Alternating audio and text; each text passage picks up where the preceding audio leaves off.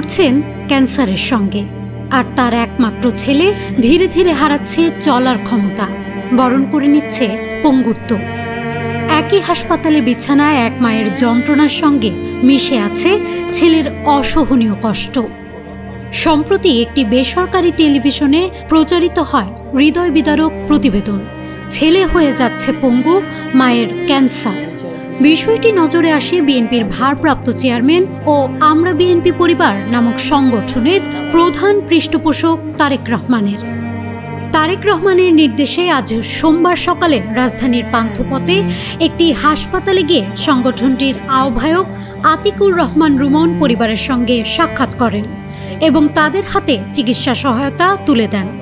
একটি অদ্ভুত রোগ এসে আক্রান্ত, যার আপনার প্রস্রাবের সাথে ব্লাড যাচ্ছে এবং দিনের পর দিন সে পঙ্গুত্ব বরণের পথে যাচ্ছে।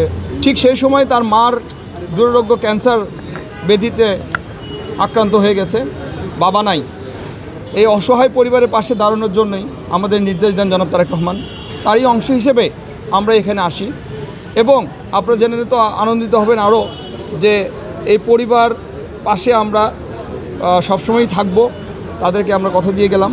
তারেক রহমান স্যারকে ধন্যবাদ জানাই এবং ম্যাডাম খালেদা জিয়ার সুস্থতা কামনা করছি এবং আমি চাই দেশে যে কালচারটা শুরু করেছেন তারা, যে পলিটিক্যাল পার্সনরা যে আমাদের মতো মানুষের পাশে এসে দাঁড়ায়, তো তারা আমার এই ছেলের জন্ম থেকে হিমোফিলিয়া রোগে আক্রান্ত।